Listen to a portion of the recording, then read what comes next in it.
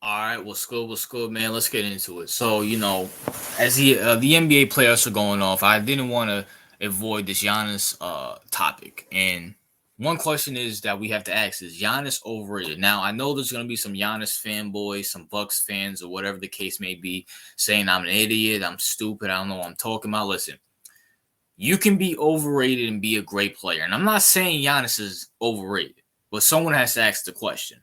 But Giannis is a great player. No ifs, ands, or buts about it. He's a superstar in this league. He's probably, honestly, he's probably still top five, top three. I still think he's the best player in the league right now. But, it is what it is. But we have to hold Giannis accountable. And my thing here with Giannis here is this. Giannis went on a rant saying, is this season a failure?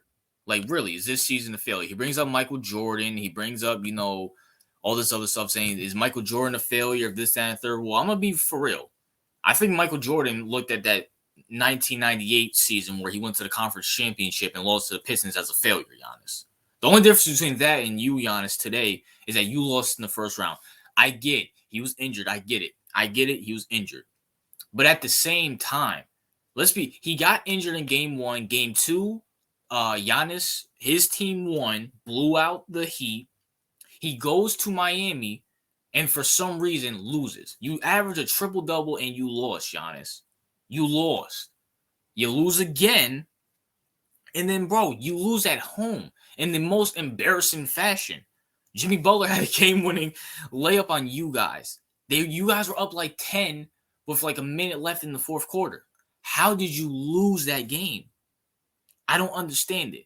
Last year, and I understand the injury bug. Okay, Chris Middleton got injured, but at the same time, they went 7 games with Boston.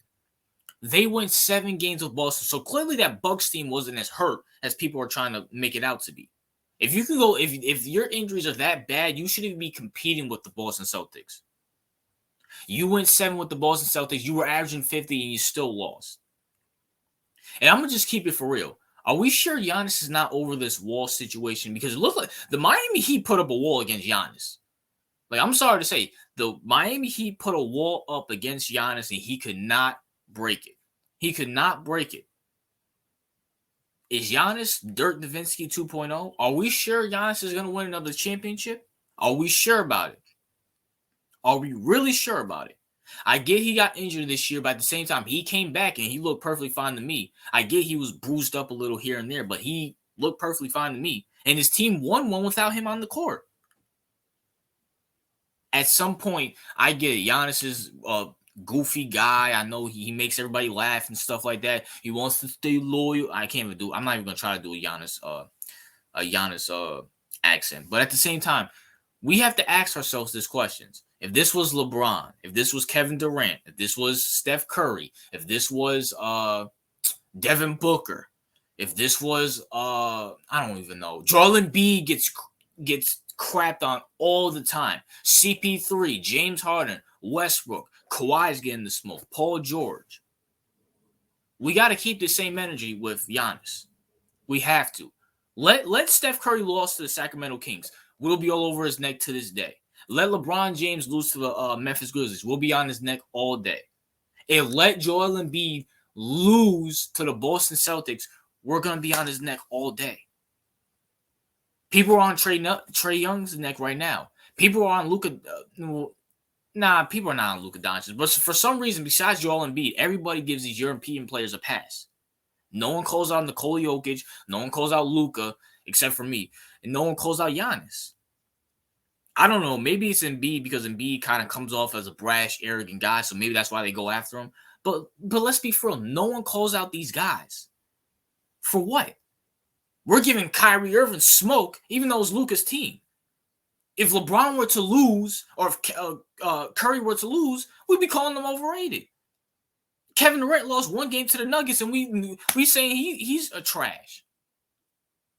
Give the same smoke to Giannis. Give the same smoke to Giannis. I'm just saying, people are going to say he got injured and this, that, and third. But at the end of the day, bro, everybody's injured.